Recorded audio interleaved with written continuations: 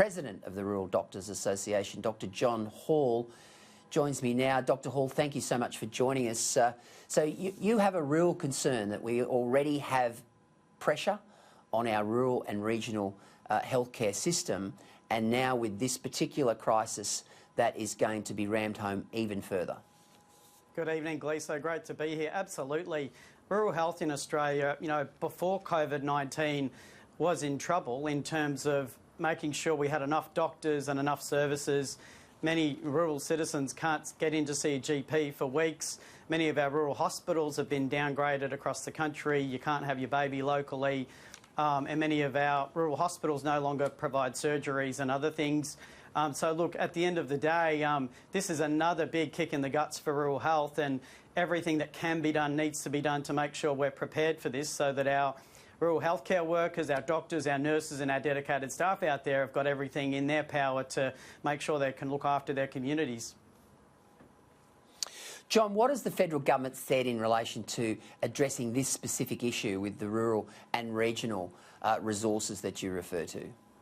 Look, ScoMo came out of the gates pretty early, recognising that our remote Indigenous communities are most at risk, and they put in some measures early to quarantine movement of people in and out of those communities, which was welcomed absolutely.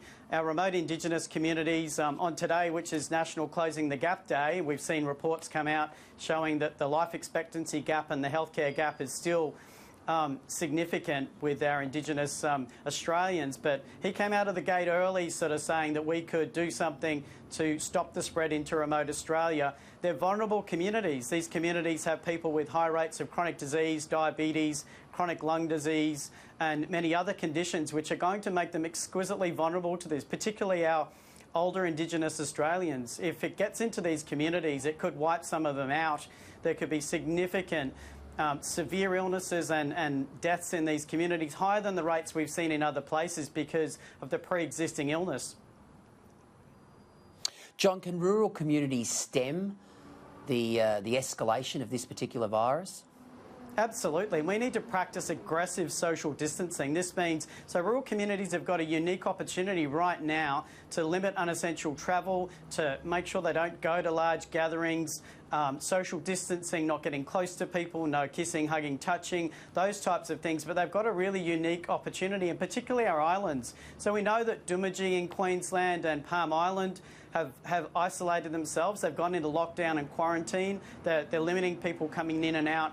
Basically, the only people coming in and out of those communities are essential healthcare workers, and even then they're being screened. So, look, at the end of the day, there is absolutely things that can be done, and everyday rural Australians can be part of this and making sure that they don't move as much as they can so we can slow the movement of this virus into rural Australia. Now, the intensive care capabilities in regional and rural and remote communities, and of course the all-important ventilators, how are we placed if there was an escalation in the number of coronavirus cases in the bush? Mate, we're heading for a complete train wreck. There is not enough ventilators in rural Australia as it is now. And particularly our larger rural hospitals and our regional hospitals, we're already getting intensive care doctors from our regional hospitals calling out for a rapid response when it comes to increasing the number of ventilators, looking at contingencies for increasing the staff. So many of these places went to capacity with SARS and H1N1, previous outbreaks that we've had. This is, significantly worse than that. So the numbers of people that we're going to be seeing in lining up for a bed in regional ICUs is significant. One of the key issues here is that our beds will be full with COVID-19 patients, which means that if you have a heart attack or a car accident, you won't get into an intensive care in rural and regional Australia. So people will be dying of other conditions that are not COVID related if we don't do something seriously right now to increase our capacity across regional Australia.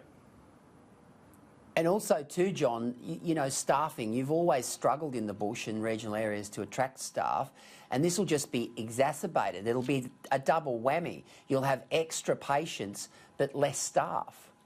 Absolutely, and you can imagine if it's a two-doctor town and one or both of those doctors comes down with COVID, isolated, no doctor in the town. This is critical. We're talking about critical shortages. There are things that can be done to ramp up locum services to ensure that there is a ready workforce available to go into these communities. We need to be preparing for that right now. There's a number of locum services around Australia, both government and corporate, that could step in here and step up to the plate and be part of this solution.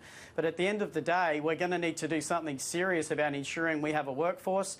In fact, you could actually look at retraining or upskilling doctors that have got some skills in this area that might be in the city or in the regions now, get a ready workforce going so that we could inject them into the bush, because this, we are really heading for a serious crisis. And look, it's not fair if rural Australians suffer because of poor preparation at the end of the day. Dr. John Hall, President of the Rural Doctors Association, thanks for joining us tonight, John. Mate, thanks for having us, Gleeson. All the best.